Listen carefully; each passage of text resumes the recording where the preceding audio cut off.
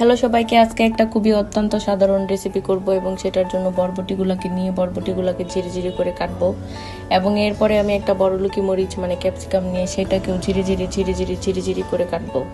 এখন আপনারা চিন্তা করতেছেন ঝিরি ঝিরি করে কেটে আমি কি করব। আসলে এটা একটা সাধারণ রেসিপি যেটা আপনারা একটু পরেই টের পাবেন। এরপর নিব একটা গাজরটাকেও আমি ঝিরি ঝিরি ঝিরি ঝিরি কুচি কুচি করে কেটে নিব। এরপর আমি একটা পাতিলের মধ্যে পানি গরম করে বাসমতি চালের একটা প্যাকেট ঢেলে দিব এবং সেটাকে নাড়াচাড়া করে বয়েল করার চেষ্টা করব। এইদিকে চাল বয়েল হতে হতে আমি একটা পাতিলের মধ্যে তেল দিয়ে তারপরে তার মধ্যে ডিম দিয়ে তারপরে আমি অনেক নাড়াচাড়া করতে লাগলাম।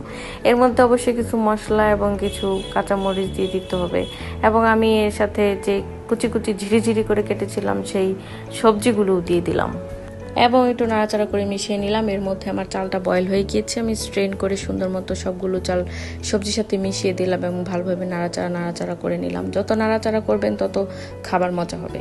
হয়ে গেল আমার ফ্রাইড রাইস। এখন আমি যেটা করব, চিকেনগুলোকে সুন্দর মতো মশলার মধ্যে ম্যারিনেট করব, খুব ভালোভাবে মিক্স আপ করব এবং একপাশে একটা প্যানের মধ্যে তেল গরম করে নিলাম এবং এখানে মুরগিগুলোকে ছেড়ে দিয়ে ভালোভাবে সাঁতার কাটাবো। ভালোভাবে ভাজা হয়ে গেলে আমি তুলে রাখবো এবং এখানে আমি তৈরি করে নিচ্ছি একটি সস। সেটার মধ্যে আমি কি সস দিলাম, টমেটো সস, বারবিকিউ সস এবং অনেকগুলো সস, যেটা আমার এখন মনে নাই, কিন্তু বিশ্বাস করেন খুবই মজা হয়েছে। এরপর আমি এর মধ্যে মুরগিগুলোকে দিয়ে সুন্দর মতো করে ভালোভাবে আবার নাড়াচাড়া করব এবং সর্বশেষে এখানে সিসেমি সিডস দিয়ে দিব।